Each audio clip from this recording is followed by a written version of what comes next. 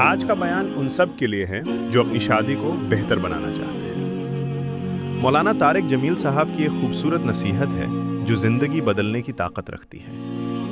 اگر یہ بات سمجھ آئی تو آپ کا گھر بھی نور سے بھر سکتا ہے۔ سب سے ضروری جو رشتہ اللہ تعالیٰ نے انسانوں میں قائم کیے ہیں، ان میں خامند اور بیوی سب سے بڑا رشتہ ہے، سب سے اہم رشتہ ہے۔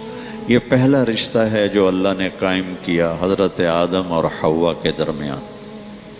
یہ آخری رشتہ ہے جو انسانوں میں قائم رہے گا جنت میں، ہر مرد اپنی بیوی کے ساتھ، ہر عورت اپنے خامند کے ساتھ، جوڑا جوڑا جوڑا جنت میں رہیں گے،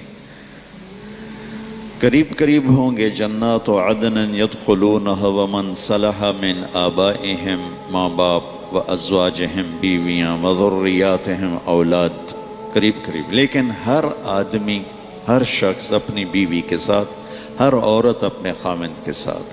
یہ رشتہ سب سے بڑا رشتہ ہے، سب سے اہم رشتہ ہے۔ قرآن نے جتنا اس رشتے پہ زور دیا ہے، کسی رشتے پہ اتنا زور نہیں دیا۔ والدین کی خدمت اور حقوق کے لیے چند آیات، اولاد کی تربیت کے لیے چند آیات، باقی رشتوں کے لیے تھوڑی تھوڑی آیات ہیں، لیکن خامند اور بیوی کے رشتے کے لیے سینکڑوں آیات، پوری پوری سورت اتاری ہے۔ سورہ تحریم، خامند اور بیوی کا رشتہ، سورہ طلاق، خامند اور بیوی کا رشتہ، سورہ نساء، خامند اور بیوی کا رشتہ، سورہ بقرہ، آل عمران، اتنی تفصیل ہے۔ اگر اس ساری تفصیل کو جمع کیا جائے تو وہ کئی سو آیات بن جائیں گی، جس میں کہ اللہ تعالیٰ اس رشتے کو گزارنا کیسے ہے وہ سکھاتا ہے۔ ایک اس کی اہمیت کی وجہ سے، ایک اس کی کمزوری کی وجہ سے۔ اہمیت اس کی یہ ہے کہ یہ پہلا رشتہ اور آخری رشتہ ہے، اس سے آگے نسل بنتی، اس سے رشتے جنم لیتے ہیں۔ اولاد ہوتی ہے تو یہی خامند بیوی ماں باپ بن جاتے، آگے اولاد کی شادی ہوتی ہے تو یہی خامند بیوی دادا دادی نانا نانی بن جاتے ہیں، ساس سسر بن جاتے ہیں۔ اس سے سارے رشتے جنم لیتے ہیں۔ اور دوسری اس کی کمزوری ہے، باقی رشتے ٹوٹتے نہیں۔ باپ اور بیٹے کا رشتہ یہ ٹوٹتا نہیں، چاہے تعلق اچھا ہو یا برا ہو۔ بھائی اور بھائی کا رشتہ یہ ٹوٹتا نہیں، چاہے تعلق اچھا ہو یا برا ہو۔ بہن بھائی کا رشتہ یہ ٹوٹتا نہیں، چاہے بول چال ہو یا بند ہو۔ لیکن خامند اور بیوی کا رشتہ ایک بول پہ ٹوٹ جاتا ہے، ایک لفظ پہ ٹوٹ جاتا ہے، اور اللہ چاہتے ہیں کہ وہ حالت پیدا نہ ہو اور وہ صورتحال پیدا نہ ہو۔ اسے کیسے نکلنا ہے، اسے کیسے بچنا ہے؟ صورتیں بھری پڑی، زندگی کیسے گزارنی ہے، صورتیں بھری پڑی ہیں۔ اور بدقسمتی سے یہ رشتہ سب سے زیادہ اس وقت پس رہا ہے، جتنا یہ اہم ہے اتنا یہ پس رہا ہے۔ اور اس کی وجہ ہمارا جوائنٹ فیملی سسٹم ہے کہ وہیں باپ رہتا ہے، وہیں ماں رہتی ہے، وہیں بیٹا ہے، وہیں اس کی بیوی ہے، وہیں اس کی بہنیں ہیں، تو ایک کھچڑی پک جاتی ہے۔ کسی وقت میں یہ بہت اچھا سسٹم تھا کہ ایک دوسرے کے رشتوں کی پہچان تھی اور ایک دوسرے کے مددگار تھے، لیکن اب یہ جوائنٹ فیملی سسٹم ایک مصیبت بن چکا ہے کہ رشتوں کی پہچان نہیں، اور جتنے لوگ زیادہ ہوتے ہیں اتنی لڑائیاں زیادہ ہوتی۔ اس لیے آنے والی کا یہ حق ہے، آنے والی کا یہ حق ہے کہ طیب کا باپ مالدار آدمی ہے، یہ اس کی بیگم مطالبہ کرے کہ مجھے الگ رکھو، میں تمہارے ماں باپ کے ساتھ نہیں رہنا چاہتی، تو اس کے ذمے ہے یہ اس کو الگ گھر لے کر دے، تاکہ اگر کوئی جھگڑا ہو تو 2 میں ہو، 10 میں نہ ہو۔ چونکہ جوائنٹ فیملی سسٹم میں ایک قطرے کی جو بات ہوتی ہے نا وہ موج بن جاتی ہے، ایک تنکے کے برابر کی بات ہے نا وہ جنگل بن جاتی ہے۔ اور خاص طور پر ساس اور بہو کا جو رشتہ ہے یہ بہت مسخ ہو چکا ہے، یہ بڑا پیارا رشتہ ہے۔ میں نے اپنی بیٹیوں کو ڈولی میں بٹھا کے رخصت کر دیا، میرا گھر میری بیٹیوں سے خالی ہو گیا۔ اب میں کسی کی بیٹی کو لے کے آ رہا ہوں یا آ رہی ہوں، میں اسے اپنی بیٹی بنا لوں، یہ آنے والی اسے اپنی ماں بنا لے، تو یہ کتنا خوبصورت رشتہ ہے۔ لیکن ساس ہی سب سے نیگیٹو کردار ہے اور سسر ہی سب سے نیگیٹو کردار ہے کہ یہ جانتے نہیں کہ میرے نبی کی زندگی کیسی تھی۔ میرے نبی نے مدینے کے صحابہ کو انصار کہتے ہیں اور مکے کے صحابہ کو مہاجرین کہتے ہیں۔ تو ایک دفعہ میرے نبی نے اپنے مدینے والے ساتھیوں کی تعریف کرتے ہوئے یہ بات فرمائی کہ یہ جو میرے انصار مدینہ ہیں، یعنی مدینے والے، یہ بڑے عالی شان لوگ ہیں۔ آپ نے ان کی سنو کس بات پہ تعریف کی؟ تہجد پہ نہیں، نماز پہ نہیں، جہاد پہ نہیں، تبلیغ پہ نہیں، ذکر پہ نہیں، تلاوت پہ نہیں، کہ یہ جو مدینے والے میرے صحابہ ہیں یہ بڑے زبردست لوگ ہیں۔ ان کے گھر میں جب کسی کی بیٹی بہو بن کے آتی ہے تو اسے ذرا بھی فرق نہیں محسوس ہوتا کہ ماں باپ کے گھر میں ہوں یا سسرال کے گھر میں ہوں۔ اس آنے والی کو اتنا پیار دیتے ہیں، اتنی محبت دیتے ہیں کہ وہ سمجھتی ہے کہ میں ماں باپ کے گھر ہی ہوں، میں سسرال میں نہیں ہوں۔ لیکن ہمارے آج کے ماحول میں سسرال آنے والی بیٹی بچی کے لیے ایک جہنم بن جاتا ہے، جہنم۔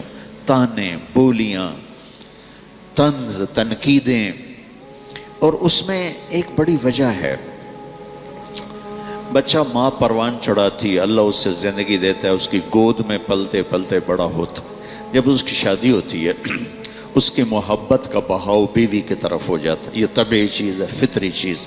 وہ اپنی بیوی کو زیادہ توجہ دیتا ہے، ٹائم دیتا ہے، تو اس کی ماں میں حسد پیدا ہو جاتا۔ وہ اس حسد کو پھر اپنی بہو کو تنگ کر کے نکالتا، کبھی بیٹے کے کان بھرے گی، کبھی اس کی بےزتی کرے گی، کبھی اس کو تانے دے گی، کبھی کسی قسم کے تانے دے گی۔ اس کے پیچھے کوئی جھگڑا تھوڑا ہے، اسی نے اس کی اولاد کا، اگلی نسل کا اس نے ماں بننا ہے، اور اس آنے والی نے اس کی جگہ سنبھالنی ہے۔ اگر ترتیب کے مدے سے اللہ نے رکھا ہے کہ بھی بڑا پہلے جاتا ہے، چھوٹا بعد میں جاتا ہے، وہ یہ سمجھتی ہے کہ یہ میرے گھر کی وارث ہے، پھر اس کو ذلیل کرتی ہے لاشعوری حسد کی وجہ سے۔ اس کی بہنوں کا رویہ بدل جاتا ہے، اس کے والد کا رویہ بدل جاتا ہے، وہ اس لاشعوری حسد کی وجہ سے۔ اس لیے شریعت، اللہ تعالیٰ نے عربوں کا بھلا کرے، ان کی ثقافت ہے جب تک لڑکا الگ گھر نہیں بنائے گا شادی نہیں کر سکتا، چاہے کرائے پہ لے چاہے اپنا لے۔ الگ ایک کمرے کا گھر ہو لیکن الگ ہو تب اس کی شادی ہوگی، ورنہ شادی نہیں ہوگی۔ ان کی کھچڑی نہیں بنی ہوئی، ان کی لڑائیاں ایسے نہیں ہوتی ہیں جیسے ہماری سارا دن۔ ایک لڑکا لڑکی آپس میں الجھ گئے، چھوٹا مسئلہ ہے، لیکن ساتھ ماں بھی الجھ گئی، باپ بھی الجھ گیا، بہنیں بھی الجھ گئے، چاچے بھی آ گئے، مامے بھی آ گئے، دادے بھی آ گئے، نانے بھی آ گئے، اتنے تو سوٹے چل گئے۔ اگر یہ اس کو گھر لے کے نہیں دے سکتا تو اس کے ذمہ ہے اس کو کرائے پر لے کر دے۔ اس کے بھی ہمت نہیں ہے تو گھر میں ایک پورشن الگ کر دے، اس کا کچن بھی الگ ہو، اس کا رہنا بھی الگ ہو، تاکہ اس میں کسی کا دخل نہ ہو۔ وہ اور اس کا خامد اور اس کی بیوی اپنی زندگی شروع کریں۔ وہ اتنے بھی نہیں رکھتا ہمت، سارے ایک جیسے نہیں ہوتے۔ ایک کمرہ، ایک کچن، ایک ٹوائلٹ، یہ آنے والی لڑکی کا حق واجب ہے، یہ حق واجب۔ مشترکہ کچن ہوگا تو لڑائیاں ہوں گی، مشترکہ واش روم ہوں گے تو لڑائیاں ہوں گی۔